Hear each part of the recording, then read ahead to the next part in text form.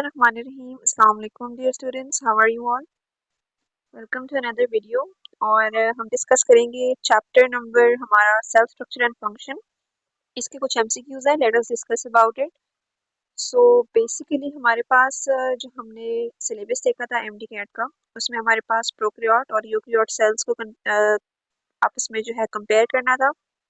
इसके अलावा plant cell और एनिमल सेल को कंपेयर करना था।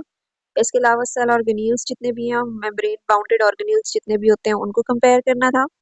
ठीक है, उनकी एक एक चीज़ यानी उनका स्ट्रक्चर और फंक्शन जो होता है वो बेसिक इंपॉर्टेंट होता है। तो टाइम ज़ाया किए बगैर हम लोग अपने लेक्चर की तरफ चलते हैं। हम लोग एमसीक्यूज सॉल्व करना स्टार्ट करते हैं। I hope these MCQs will be very helpful to you. और अगर आपकी कोई क्यूरीज हैं, अगर आपने कोई चीज़ कवर करनी है, तो मेरे चैनल के ऊपर बहुत ज़्यादा डिटेल्ड वीडियोस अपलोडेड हैं, आप वो जाके ज़रूर देखें, मैं आपको सजेस्ट करूँगी। तो let us start the MCQs. हमारे पास फर्स्ट एमसीक्यू है। अगर हम लोग प्रोकैरियोट एंड यूकैरियोट के बारे में अगर देखें, तो हमने जो लास्ट एमसीक्यूज जो हमने डिस्कस किया था वो था 101। विच one of the following is not double membranosus structure. तो हमने इसमें बताना है कि किसका स्ट्रक्चर जो है वो डबल मेम्ब्रेन नहीं होता। तो इसमें हमारे पास वैक्यूल का स्ट्रक्चर जो होता है वो डबल मेम्ब्रेन नहीं होता। ठीक है, नेक्स्ट हमारे पास 102 एमसीक्यूज है। Which combination of organelles is usually present in both animal and plant cells? अब इसमें हमने बताना है कि वो कौन से organelles हैं जो plant और animal cell में common होते हैं बेसिकली। तो हमें पता है कि माइटोकॉन्ड्रिया, एंडोप्लाज्मिक रेटिकुलम, ठीक है, और इसके अलावा जो हमारे पास राइबोसोम्स होते हैं, ये यानी जो डी ऑप्शन है हमारे पास, ये करेक्ट है। नेक्स्ट है हमारे पास, unlike eukaryotes, prokaryotes have no membrane bounded organelles. How then they are different from prokaryotes? अच्छा ये कह रहे हैं कि how then are prokaryotes able to generate energy? अब यूकैरियोट्स के पास तो मेम्ब्रेन बाउंडेड ऑर्गेनील्स होते हैं, बट प्रोकैरियोट्स का सीन अलग होता है। ठीक है, उनके पास ऑर्गेनील्स नहीं प्रेजेंट होते क्योंकि उनका न्यूक्लियस जो होता है वो भी बहुत इनिशियल स्टेज में होता है, या तो होता ही नहीं है या फिर उनका न्यूक्लियस जो है बहुत इनिशियल स्टेज में होता है। तो वो कैसे जनरेट करते हैं अपनी एनर्जी को? So prokaryotes generate protons gradient across their plasma membrane. Okay okay, next है हमारे पास, which statement describes an incorrect difference between a plant cell and bacterial cell? तो अगर हम देखें तो बैक्टीरियल सेल हैज 70 राइबोसोम्स, ये तो गलत है। ठीक है, ये तो शुरू से ही गलत है। Bacterial cell divides by binary fission. अब बैक्टीरियल सेल जो वो बाइनरी फिशन से तो होता है, लेकिन प्लांट सेल जो वो माइटोसिस से नहीं होता। ठीक है, bacterial cells have no nuclear membrane whereas plant cell have, ये गलत है। तो यहाँ पे हमारे पास none of the above option आएगा। ओके, नेक्स्ट है हमारे पास, which one of the following components of an animal cell is not observed in bacterial cell. अब इसमें बैक्टीरियल सेल के अंदर इनमें से कौन सा स्ट्रक्चर नहीं पाया जाता? तो न्यूक्लियस जो होता है बेसिकली ये नहीं पाया जाता। ठीक है, ओके, नेक्स्ट है हमारे पास, eukaryotes can share which of the following structure with prokaryotes. तो हमें पता है कि सेल वॉल जो है इसको वो शेयर कर सकते हैं। ओके ओके, हमारे पास 107 एमसीक्यूज है। The presence of which of the following feature would best indicate eukaryote. अब हमें पता है कि जो प्रेजेंस ऑफ मेम्ब्रेन होती है, ठीक है, मेम्ब्रेनियस ऑर्गेनल्स, तो यूकैरियोट में वो प्रेजेंट होंगे। अब राइबोसोम, प्लाज्मा मेम्ब्रेन सीरिया, ये तो डिफरेंट और सेल्स में भी प्रेजेंट होते हैं। सो जो हमारे पास दूसरे ऑर्गेनील्स हैं जो बेसिक यूकैरियोट के उनको डिफरेंशिएट करते हैं दूसरे सेल्स से, तो वो ऑर्गेनील्स होते हैं। नेक्स्ट है, which structure differentiates eukaryotes from prokaryotes. तो सेल वॉल जो होती है भाई वो डिफरेंशिएट करती है। तो बहुत आसान आसान से सवाल है। नेक्स्ट है हमारे पास, अब ये फ्लूइड मोज़ेक मॉडल से हमारे पास क्वेश्चंस आ रहे हैं कि the structure of plasma membrane is mainly held together by. अब ये किस चीज, कौन से स्ट्रक्चर से है? आपको पता है कि प्रोटीन्स और लिपिड्स जो है उससे हमारी जो सेल मेम्ब्रेन है वो जो प्लाज्मा मेम्ब्रेन है वो मिलके बनी होती है। ठीक है, और इसके अलावा उनके अंदर फॉस्फोलिपिड्स भी होते हैं। तो इसका करेक्ट ऑप्शन है phospholipids. Ions can not cross which of the following, which part of the plasma membrane. अब आयंस जो है वो किस में से ट्रांसफर नहीं कर पाते? तो वो फॉस्फोलिपिड बाइलेयर, क्योंकि हमने हमने ये स्टडी किया था, उनका हाइड्रोफोबिक एंड होता है जो कि आयंस को आगे पीछे नहीं मूव करने देता। ठीक है, और इसकी वजह से सेल का स्ट्रक्चर जो होता है वो भी बहुत ज़्यादा मेंटेन रहता है। नेक्स्ट है, damage to which one of the following immediately kills the cell whether it is prokaryote और यूकैरियोट। तो इसमें हमारे पास है cell membrane, C option. Okay, what part of cell serves as an intracellular highway? तो इसका हमारे पास है रफ एंड ईआर जो होता है हमारे पास। ओके, हो गया। नेक्स्ट चलते हैं एमसीक्यूज की तरफ। हमारे पास नेक्स्ट एमसीक्यूज है, glycolipids in the plasma membrane are located at. अब ग्लाइकोलिपिड्स कहाँ पे होते हैं? हमें पता है कि आउटर जो लीफलेट होता है प्लाज्मा मेम्ब्रेन का वहां पर प्रेजेंट है, ठीक है। Which statement is true about lipid bilayer of plasma membrane? तो इसकी जो ट्रू स्टेटमेंट है वो है हमारे पास permeable to large ionic polar molecule, no this is wrong. So permeable to small ionic molar molecule, यार ये तो सारे गलत है ना, तो हमारे पास none of the above option आ जाएगा, ठीक है। ओके, क्योंकि लिपिड की बाइलेयर जो होती है वो आयनिक आयंस को यानी मूव करने ही नहीं देती ना, तो फिर चाहे वो स्मॉल हो चाहे वो लार्ज हो या फिर पोलर मॉलिक्यूल्स हो, उनके साथ तो कैसे वो उनको परमिएबल करेगी। सो नेक्स्ट है हमारे पास, which among the following defines GPI, ठीक है, एंजॉयड प्रोटीन्स। तो इसमें हमारे पास आ जाएगा peripheral proteins of plasma membrane.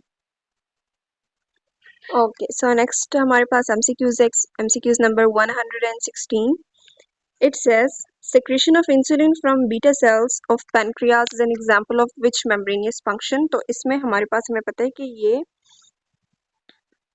Exocytosis की एग्जांपल है, ठीक है। अच्छा, glycolipids and glycoproteins have structural role in the which of the matrix structure of animal and bacterial cells? तो हमें पता है कि ये प्लाज्मा मेम्ब्रेन में बहुत फंक्शन करते हैं। हमें पता है कि दो लिपिड्स की लेयर होती हैं और एक प्रोटीन की लेयर होती है। तो वो होती ही इसीलिए है ताकि अगर कहीं पे आयोनिक बैलेंस करना हो या फिर कोई फंक्शनिंग हो तो वो हमारे पास प्रोटीन्स करते हैं। और अगर सेल का स्ट्रक्चर यानी प्लाज्मा मेम्ब्रेन जो सेल हमारा होता है उसका स्ट्रक्चर मेंटेन रखना हो तो उसमें लिपिड्स काम करते हैं। Moving to the next MCQs, fatty acids move through the plasma membrane by which transport method? तो इसमें हमारे पास हमें पता है कि ये पैसिव ट्रांसपोर्ट होती है। What percentage of protein is found in the cell membrane? Cell membrane के अंदर कितनी अमाउंट होती है? 60 to 80%। सेल मेम्ब्रेन कंटेन्स, अब सेल मेम्ब्रेन के पास क्या होता है? हमें पता है कि लिपोप्रोटीन्स और ग्लाइकोलिपिड्स भी होते हैं, फॉस्फोलिपिड्स भी होते हैं, तो ये हमारे पास ऑल ऑफ दीज का ऑप्शन आ जाएगा। नेक्स्ट है, fluidity of a cell membrane is due to. अब फ्लूइडिटी हमें पता है कि लिपिड्स की वजह से तो नहीं होगी, या होगी? हाँ जी, बिल्कुल होगी, लिपिड्स की वजह से होती है, ठीक है, लिपिड बाइलेयर की वजह से होती है। Cell membrane is chemically composed of lipid and, अब मैंने अभी आपको थोड़ी देर पहले बताया कि लिपिड एंड प्रोटीन भी होता है और कार्बोहाइड्रेट भी होता है, तो इसीलिए हम लोग बोथ ऑप्शन करेंगे, ए एंड बी, ठीक है। According to fluid mosaic model the plasma membrane is composed of the following. अब इसमें से प्लाज्मा मेम्ब्रेन जो है उसमें ज्यादातर कौन कौन से जो है मॉलिक्यूल्स पाए जाते हैं? तो उसमें ये सब होते हैं, इंट्रिंसिक प्रोटीन भी होता है, फॉस्फोलिपिड्स भी होते हैं, एक्सट्रिंसिक प्रोटीन भी होते हैं, ठीक है। Moving to the next, distribution of intrinsic protein in the plasma membrane is, अब ये क्या होता है? ये रैंडम होती है। Moving to the next MCQs, movement of the material across the cell membrane which does not require expenditure of metabolic energy is called। अब इसमें metabolic energy जहाँ पे नहीं रिक्वायर होती तो उसको हम क्या कहते हैं? उसको हम लोग पैसिव ट्रांसपोर्ट भी कहते हैं और डिफ्यूजन भी कहते हैं। So option number D.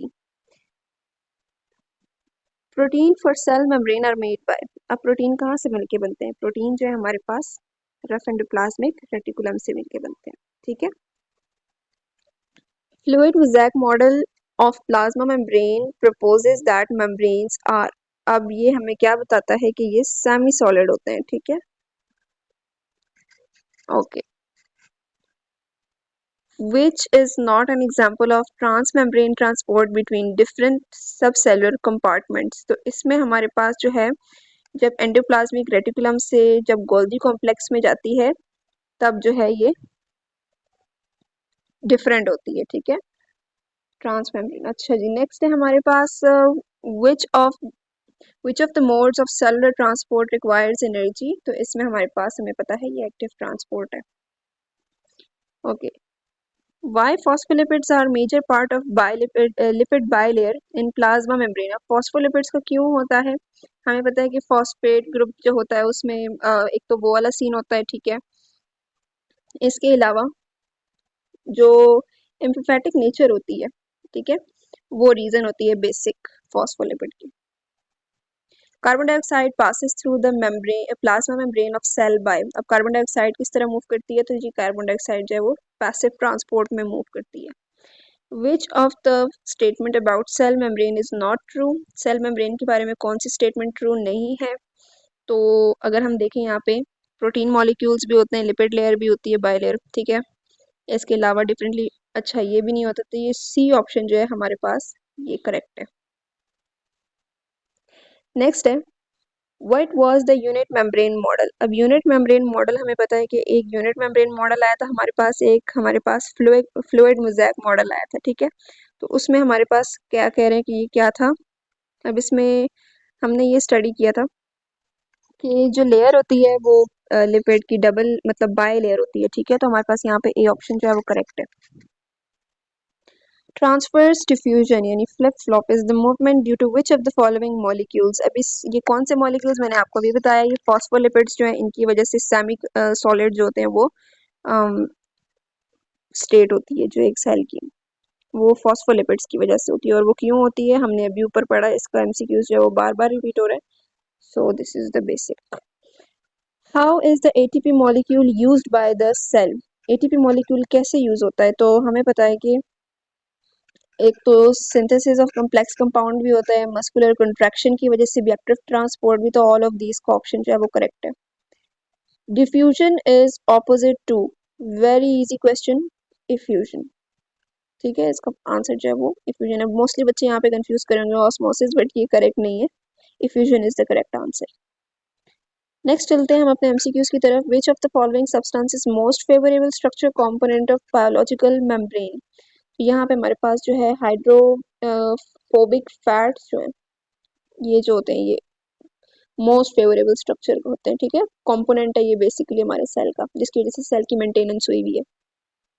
Moving to the next, which one is not cytoplasmic body. तो इसमें से हमारे पास सेल मेम्ब्रेन जो है वो साइटोप्लाज्मिक नहीं है, साइटोप्लाज्म में नहीं होता ये, ठीक है। ये तो बल्कि साइटोप्लाज्म से बाहर होता है, यानी साइटोप्लाज्म तो इसके अंडर आता है ना, तो यस।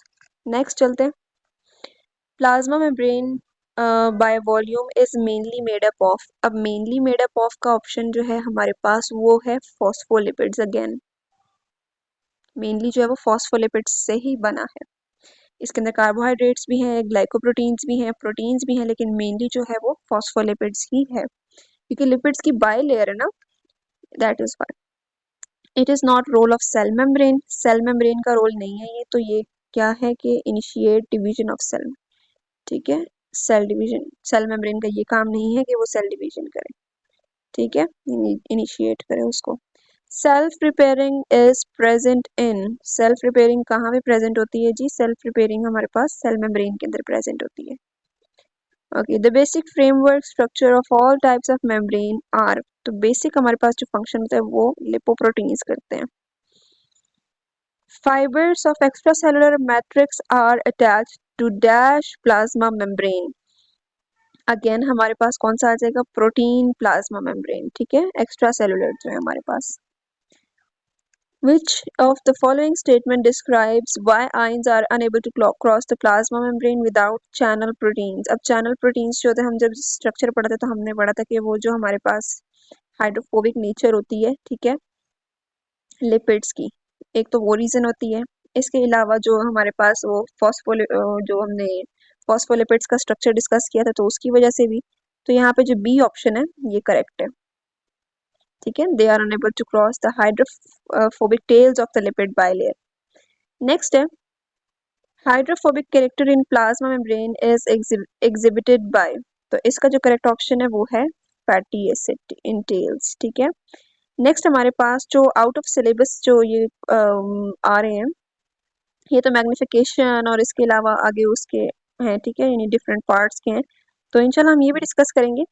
लेकिन ये हमारे पास बेसिकली एमडी कैट के कोर्स में इन्वॉल्व नहीं है, तो हमें इनको डिस्कस करने की ज़रूरत नहीं है वैसे।